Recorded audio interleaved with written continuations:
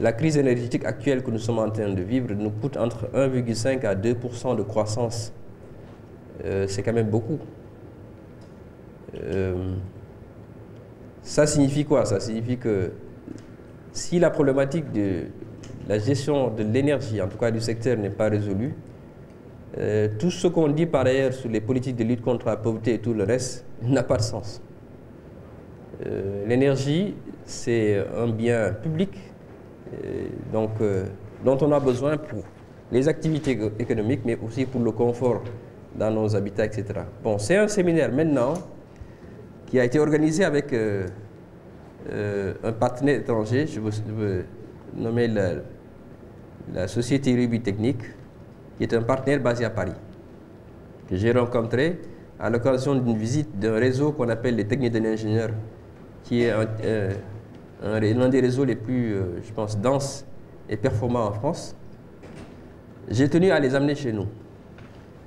Eux-mêmes, ils sont, donc, comme je le disais, dans le réseau technique d'ingénieurs, mais surtout, et ça je le dis fièrement, ils ont pu nous amener, franchement, les meilleurs en France. Parce que pour décrocher ces consultants en France, il a fallu vraiment jouer un exercice d'équilibrisme, parce que toutes ces expertises, les amener en même temps dans un pays, c'est pas facile. En face d'eux aussi, j'ai essayé d'amener les meilleurs cadres de mon pays. Je crois que, je leur ai dit hier, que vous aurez en face de vous des gens très compétents. Franchement, le Sénégal, si on peut dire, a tous les problèmes, sauf des compétences au plus haut niveau. On a d'autres problèmes peut-être. Mais franchement, et vous allez le constater, ils sont très très bons, hein, nos cadres.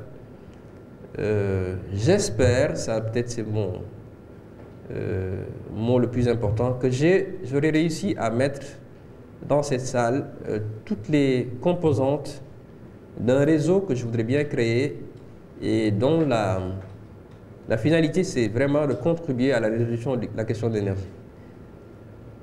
Parce que toujours on a deux possibilités de l'augmentation des capacités de production. Moi j'ai essayé de le faire en tant que ministre délégué à l'énergie. Mais le levier de la gestion de la demande mériterait à être mieux utilisé et mieux valorisé chez nous. C'est ça le sens de ce séminaire.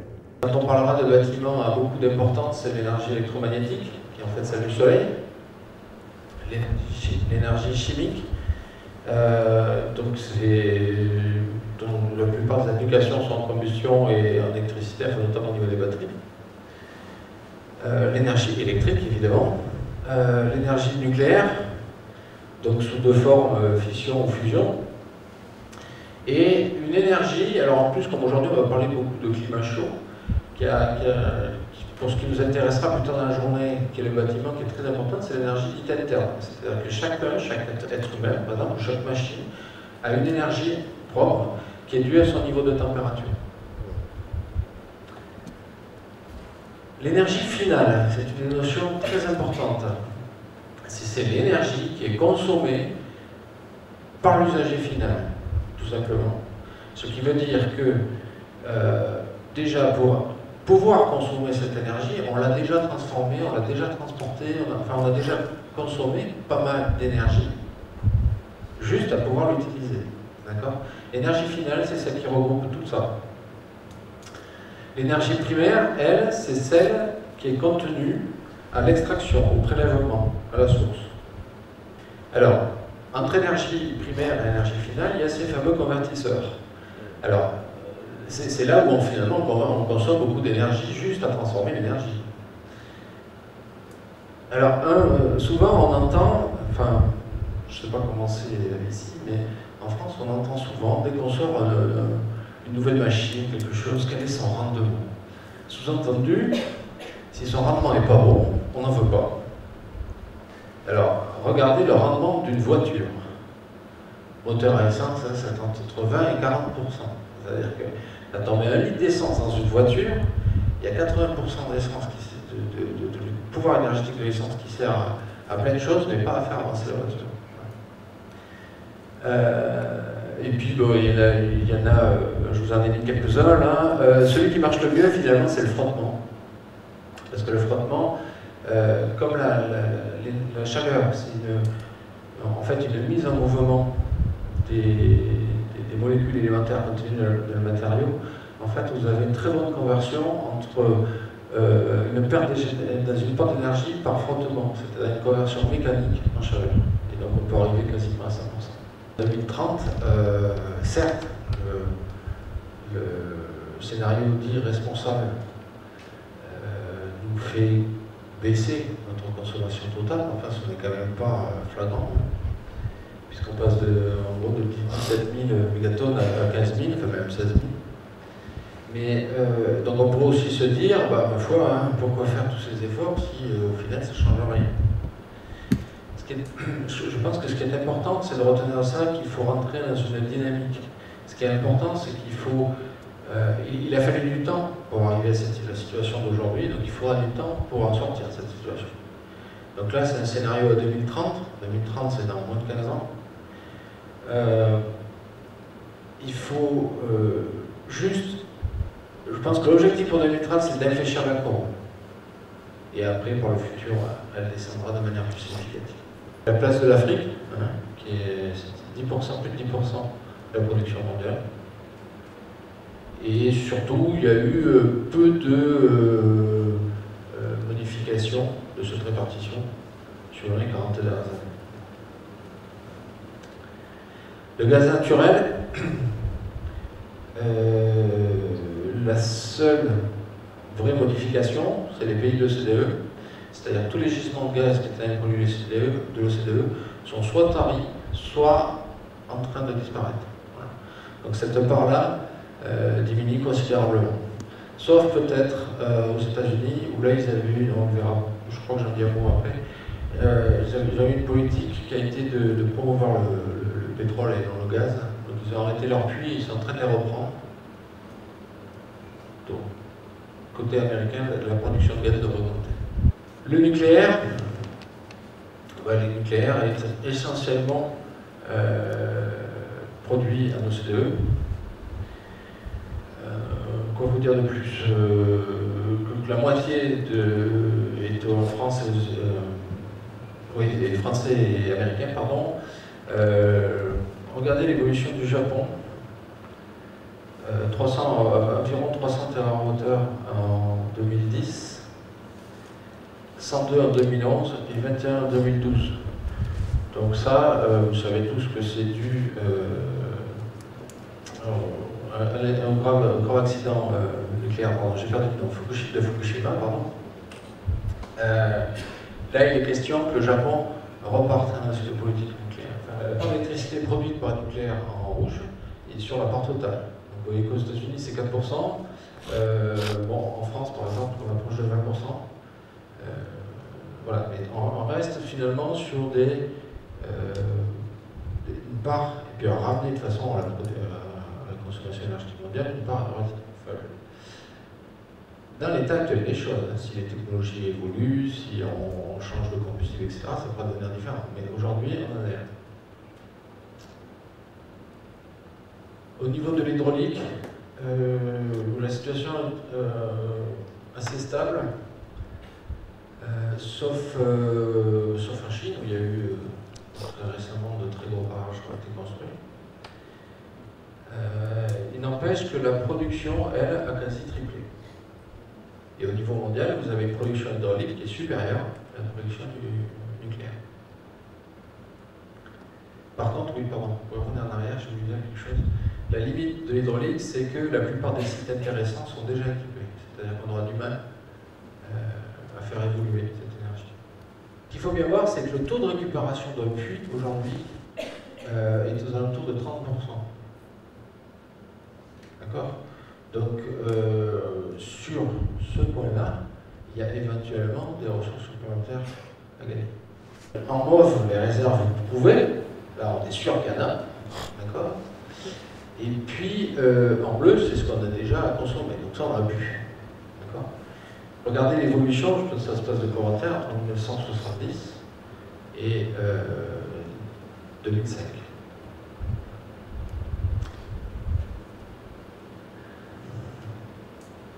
Donc il y a des pétroles dont on entend beaucoup parler en ce moment, qui sont non conventionnels. Vous avez les huiles lourdes et très lourdes, donc qui viennent tous ces pétroles-là viennent s'ajouter à ce que je vous ai montré précédemment. Donc il y aurait 65 gigatonnes d'équivalent pétrole de prouvé aujourd'hui, dont 60% qui sont vénézuéliens. Les sables asphaltiques, 60 gigatonnes. Les schistes, les bitumineux, 500 à 2000 gigatonnes d'équivalent pétrole. Par contre, pour tous ces pétroles dits non conventionnels, ils posent beaucoup de problèmes, notamment au niveau de la récupération. Parce que ce sont des pétroles lourds, donc forcément très visqueux, qui sont au sein de la roche et qui, pour plein de raisons, sont très difficiles à extraire, donc très coûteuses, qui ont un impact sur l'environnement très fort, etc. La part en jaune, c'est les huiles dites non conventionnelles. Donc finalement, c'est aussi beaucoup de bruit, beaucoup de technologie, etc., pour pas un gain très important. Et si on veut continuer à surconsommer comme on le fait actuellement, c'est la part en rouge, c'est-à-dire que on parie, c'est un petit peu la boule de cristal, hein, c'est-à-dire que on y arrivera si on fait de nouvelles découvertes. Voilà. Donc si on le fait, effectivement, il n'y a pas de problème. L'exploitation du gaz, ça pose pas mal de problèmes environnementaux, notamment sur l'eau, sur la consommation d'eau. C'est très sensible au risque sismique, évidemment. Les fuites de méthane dans l'atmosphère sont aussi très importantes. Et par contre, là, du gaz, on en a, donc on a des ressources. Pour ce qui est du charbon, alors là, le charbon, nous vivons sur un lit de charbon. On a plus de 350 tonnes de pétrole, donc 980 gigatonnes, qui se répartit à peu près entre Chine, ex-URSS et USA. Pour ce qui est de l'uranium, vous avez ici une carte avec les ressources. Donc c'est le carburant dans les centrales nucléaires, évidemment, l'uranium. Les réserves prouvées aujourd'hui sont finalement relativement faibles, 35 gigatonnes. Au rythme actuel, si on ne change rien, encore une fois, si on ne change pas nos techniques de réacteurs, etc., il y a finalement il y a tant de production d'électricité. Évidemment, il y a énormément de moyens qui sont mis sur le secteur.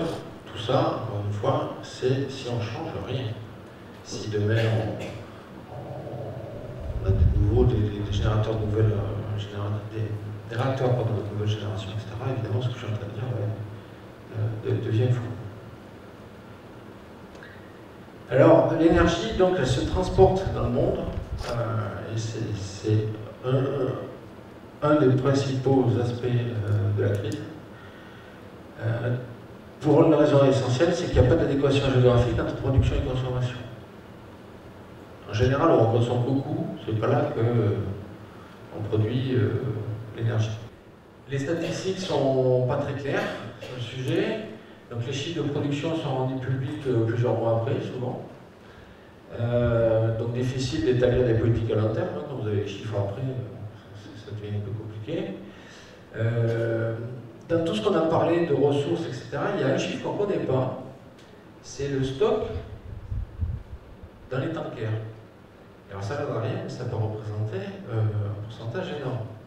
Et notamment, il faut savoir que, par exemple, il y a une certaine spéculation sur ce transport. Parce que le cours du pétrole évoluant, je ne sais pas, à New York, on peut très bien demander à un tanker de rester 3, 4 jours, 5 jours de plus en mer, juste pour que, à la livraison du pétrole, le prix soit différent du jour où on a approvisionné le tanker. Tout ça, ça crée une certaine spéculation. Il y a aujourd'hui pas mal de doutes concernant les réserves prouvées. Bon, ça fait 30 ans qu'on n'a pas trouvé de gros gisements. Alors ça ne veut pas dire que demain on va en trouver un, mais il n'empêche que depuis 30 ans on va en trouver d'autres. Il y aurait des besoins de très gros investissements pour augmenter la production. Et les prix actuels aujourd'hui sont, vous savez tous, très élevés. Ça c'est un avis personnel. Un passage à d'autres ressources après 2030. Lesquelles? Alors que faire?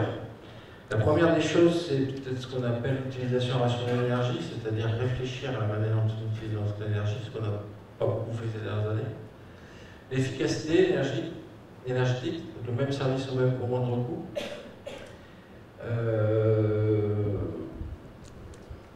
Ce qu'il faut quand même voir, c'est que malgré, on a fait des efforts ces dernières années, et malgré ça, la consommation doit-il augmenter. Donc, ce qui veut dire qu'il faut peut-être aller réfléchir au-delà de faire des efforts, mais d'aller vers une vraie rupture.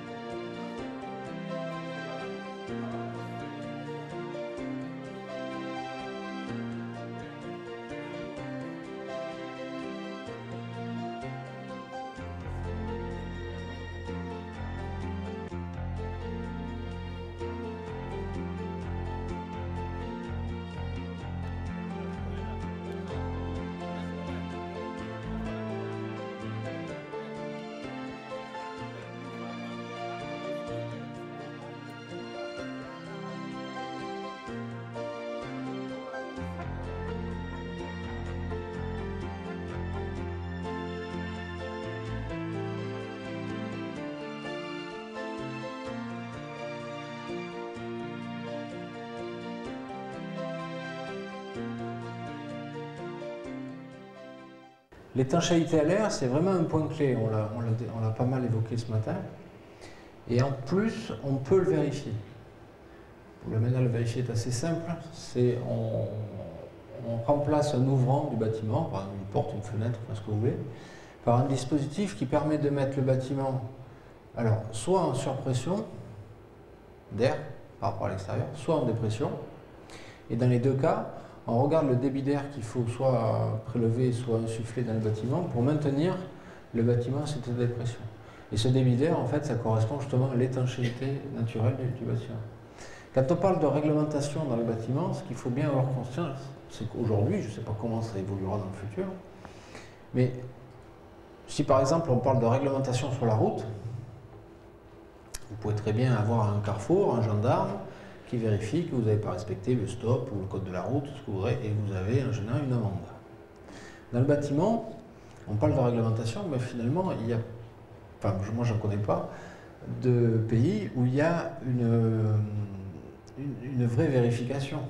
Alors que c'est quand même le propre de la réglementation. À partir du moment où l'État oblige à faire quelque chose, normalement l'État met en œuvre quelque chose pour que ça soit vérifié et éventuellement pénalisé.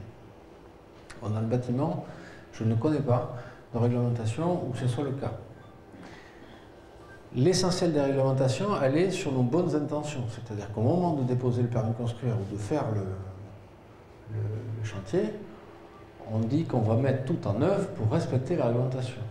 Alors après, il reste à savoir si on respecte, ça c'est encore autre chose. Sur l'étanchéité, pour ce qui est de la France par exemple, c'est pareil en Allemagne, maintenant on oblige un test de conformité. Et donc aujourd'hui c'est très difficile de savoir pourquoi on n'a pas atteint la performance espérée. C'est un problème de responsabilité. Donc ça veut dire aussi que peut-être dans les futurs chantiers, à travers le monde, il faudra réfléchir à un suivi de la mise en œuvre avec une gestion un peu à l'image des gestions de projet, où on va venir par exemple réceptionner des tableaux de fenêtres, c'est-à-dire dire, ben voilà, le maçon il a bien fait son boulot, il a bien dressé les tableaux, etc. Puis après, le menuisier viendra et posera ses fenêtres, etc. Parce que s'il n'y a pas ce suivi-là sur le chantier, difficile de savoir à la fin, une fois que ça s'est construit, pourquoi la réglementation est respectée ou pas. D'accord? Donc ça, c'est une vraie difficulté. Alors revenons à nos maisons Passive House. Donc les Allemands, pour obtenir une maison Passive House, imposent donc 5 caractéristiques. Donc il est imposé une surisolation par l'extérieur avec des fenêtres triple vitrage. Donc ça, je vous le dis de suite, ça ne s'applique pas du tout au Sénégal. Mais pour l'Allemagne, ça marche bien. Une ventilation double flux avec récupération de chaleur. C'est ce que je vous ai expliqué ce matin. C'est-à-dire qu'on récupère l'énergie sur l'air extrait pour préchauffer ou pré-refroidir l'air entrant.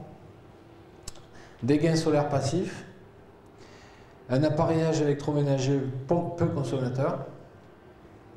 Et l'utilisation d'énergie renouvelable. C'est-à-dire que le label Passive House, on n'impose pas forcément, enfin il y a quand même un système après derrière de dimensionnement par calcul, etc. Mais ce n'est pas l'objectif. L'objectif, c'est on impose des bonnes pratiques de construction. On verra que sur les pays, ce n'est pas forcément ça qu'on fait. Donc là, on veut faire du Passive House, on impose ces 5 points. Après, libre à l'architecte, au maître d'ouvrage, à qui vous voulez, de faire ce qu'il veut, pour peu qu'il utilise ça. La logique des réseaux courts, ça c'est une logique qui se comprend très facilement. C'est plus un réseau de chaleur est long. Là je parle de longueur de tuyau, hein, tout bêtement. Plus les pertes au mètre de tuyau se cumulent. En fait, plus les cours, moins il y a de pertes, moins vous chauffez les ozos, quoi. Et puis, donc on a beaucoup parlé ce matin, juste pour vous rappeler que c'est une certification et qui essaye d'allier les aspects énergétiques, dont on vient de parler, mais aussi les aspects environnementaux. Pardon. Au Japon, on est toujours dans cette logique de bonne pratique. Et donc, la maison basse consommation, c'est une maison préfabriquée. Donc eux, ils ont fait le choix, qui est un choix de société, hein, un choix éminemment politique, qui est de dire, si on veut faire des maisons à basse consommation, nous, on préfabrique, parce qu'en usine, on va maîtriser tous les aspects de mise en œuvre. D'accord ? D'autres choix peuvent être faits qui sont au niveau de la formation des artisans, hein, des gens qui mettent la mise en œuvre, et de leur enseigner les bonnes pratiques. Voilà, le Japon a fait le choix de la préfabrication. Donc c'est une maison qui est toute électrique, ce qui ne va d'ailleurs pas sans poser de problème actuellement. J'ai évoqué ce matin au niveau des ressources d'énergie nucléaire. J'ai insisté sur un point ce matin là, en expliquant que la production d'énergie électrique au Japon avait cessé d'augmenter jusqu'à Fukushima et maintenant ils la relancent. Pourquoi? Parce qu'ils ont une consommation électrique qui est extrêmement importante, et notamment dans l'habitat, c'est dû à ça. Au niveau isolation, ils ont des critères qui sont finalement assez faibles. C'est-à-dire que l'isolation est renforcée, mais pas extrêmement.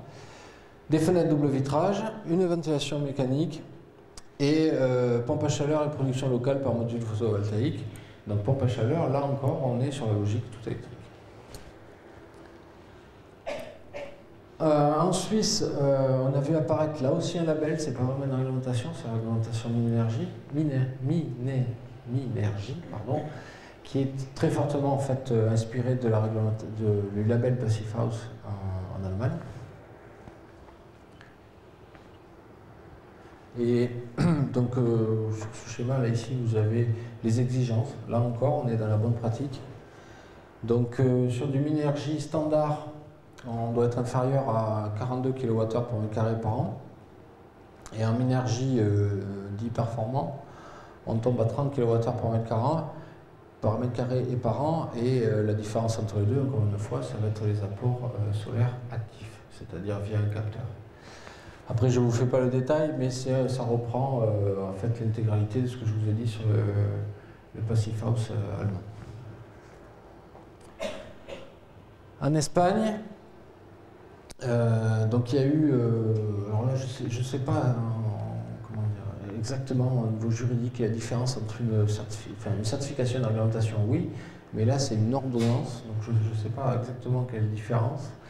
Mais donc eux ils ont fait une ordonnance notamment sur le solaire thermique et c'est les Catalans, donc à Barcelone, qui ont mis ça en place. Et donc depuis 1999, tous les bâtiments neufs ou en réhabilitation doivent couvrir à du solaire thermique à hauteur de 60%. C'est-à-dire qu'il faut que 60% de leur production de chaude sanitaire soit faite à partir du soleil. Et ce, pour tout, y compris le chauffage des piscines, par exemple. En 2001, donc, il y avait une publication d'une ordonnance type utilisable par toutes les municipalités. Donc ça a été généralisé. Et ça a été adopté, ça a été généralisé à toutes les municipalités, mais finalement ça n'a été adopté que par 60 municipalités. Et ce en 2005. Par contre en 2006, et bien au-delà de la Catalogne, dans toute l'Espagne, il y a eu une obligation d'installer des panneaux solaires thermiques lors d'une construction, d'une réhabilitation. C'est-à-dire que là, la logique, c'est de dire, si vous faites quelque chose, vous les mettez. Si vous ne faites rien, vous changez rien. Alors en France, jusqu'à 2012, les réglementations étaient basées sur des règles de bonne conduite, un petit peu comme on a pu retrouver dans les autres pays, et des labels. En plus des règles de bonne conduite, en France, nous avons toujours eu recours au calcul. C'est-à-dire qu'à partir du moment où on met une réglementation en France, on applique des règles de bonne conduite et on calcule derrière, en appliquant un certain nombre de règles, qui sont données, ces règles sont données par l'État d'ailleurs, c'est-à-dire qu'on n'a pas le choix de la manière dont on calcule, c'est un calcul réglementaire, c'est l'État qui impose la manière de voir les choses, et par ce calcul, on prouve, entre guillemets, qu'on est bien conforme à la réglementation. Et donc, qu'est-ce qui s'est passé? Chez nous, il s'est passé, comme un petit peu partout d'ailleurs, une première prise de conscience à partir de la première crise pétrolière. Donc, la première réglementation chez nous est apparue en 1974. Et là, on a commencé, alors c'était léger, mais enfin, la première réglementation, il y avait certains minimums d'isolation qu'il fallait respecter au niveau des murs, de la ventilation, et ça, surtout ça ne touchait que le neuf. Est apparue la deuxième réglementation en 1982 où cette prise de conscience notamment qu'il y a eu sur la consommation énergétique mondiale, et ça n'a pas été sans conséquence sur nos réglementations, et notamment il a fallu optimiser la consommation énergétique en rapport avec le confort, et notamment sur les aspects liés au confort d'été. Donc en 2000 est apparue la première réglementation post-Kyoto, c'est la RT 2000, où donc là on parlait d'optimisation du confort d'été, le standard européen pour ce qui est du calcul du U, vous savez, la déperdition, ce que je vous ai expliqué ce matin, la déperdition à travers les murs. Des zones climatiques, on a commencé aussi à prendre conscience que à travers le monde, mais même à travers un pays, il y a des zones climatiques différentes. C'est-à-dire que, par exemple, ici à Dakar, on est au bord de la mer, on ne va pas construire tout à fait de la même manière qu'à l'intérieur du pays. On ne va pas construire de la même manière en montagne qu'en plaine, etc. D'accord? Donc c'est ce qui s'est passé chez nous. On a mis, au-delà des bonnes pratiques, on a mis des garde-fous, c'est-à-dire qu'on a dit vous allez fortement isoler, mais vous allez fortement isoler avec un minimum 2. Et ça, sur tout un tas comment ça s'appelle, de critères. On a imposé une température, la TIC, une température dite de confort, hein, qu'il fallait respecter, etc. En 2005, donc la 5e réglementation thermique, donc là où on a un petit peu amélioré toutes les valeurs et tous les garde-fous, les calculs, on a intégré le refroidissement, la production de choses sanitaires, on a essayé de promouvoir les énergies renouvelables, etc. Et surtout, alors ça s'est passé en 2007, on a étendu la réglementation 2005 qui s'appliquait au neuf à l'existant. D'accord? Et actuellement, d'ailleurs, là je vais vous parler de RT 2012, c'est celle qui s'applique actuellement. La RT 2012 est valable pour le neuf, elle n'est toujours pas pour l'existant. Donc là, en France, la réglementation qui s'applique pour l'existant, c'est celle-là. C'est la RT, on va dire, 2005.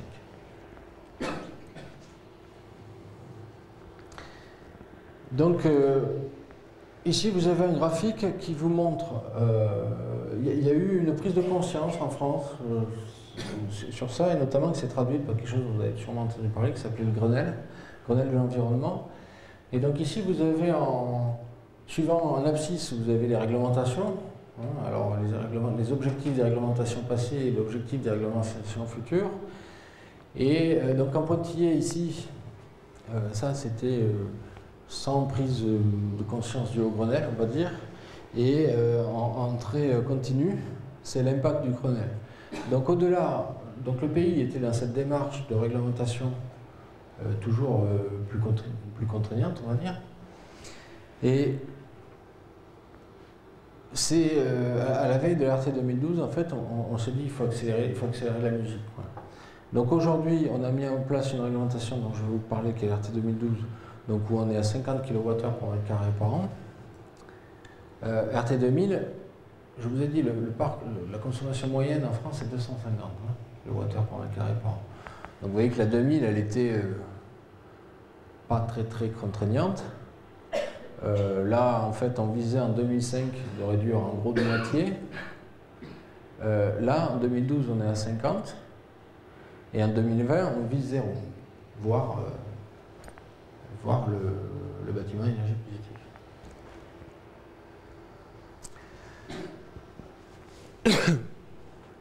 Donc la vraie nouveauté dans la RT 2012, et c'est peut-être ça, pour les pays qui n'ont pas aujourd'hui de réglementation en place, peut-être que ça peut être, comment dire, un point de départ, on est passé d'une obligation de moyens, c'est-à-dire de règles à respecter, à une obligation de résultat. C'est-à-dire qu'aujourd'hui, on ne vous dit plus, vous devez isoler, vous devez mettre une ventilation, vous devez faire ceci, vous devez faire cela. On ne vous dit plus ça. Finalement, aujourd'hui, on vous dit, vous faites ce que vous voulez. Par contre, à la fin, le bâtiment, il doit consommer moins de 50 kWh par mètre carré par an. Le modèle, le cas idéal serait un bâtiment qu'on chauffe une fois, hein, le jour où on le construit, et puis on ferme la porte et c'est fini, on ne chauffe plus jamais. On a conservé toute l'énergie, c'est un peu l'idée. Un seau, plein d'eau. Vous faites des trous. Dedans, l'eau part. Donc l'énergie dans un bâtiment, c'est à peu près ça. Si vous voulez maintenir le niveau d'eau, il faut continuer à remplir le tonneau. Maintenant, si dans votre tonneau, vous bouchez que quelques trous, bah finalement, il faudra continuer à mettre de l'eau dedans. C'est-à-dire, tant que vous n'avez pas une vision d'ensemble et que vous n'avez pas bouché tous les trous du tonneau, quelque part, vous n'avez pas vraiment gagné grand-chose. Et ça, c'est vraiment une logique importante. L'autre logique, c'est qu'on peut imposer toutes les bonnes réglementations et toutes les bonnes intentions du monde. Si la chaîne conception, réalisation et gestion du bâtiment n'est pas respectée, n'est pas encadrée, clairement, on a du mal à arriver au bout. Non, un petit peu encore en arrière. Voilà. La question de l'assemblage des composants, donc là encore, on revient, ça fait déjà d'autres fois, je crois que je l'ai dit, mais c'est vraiment un choix politique.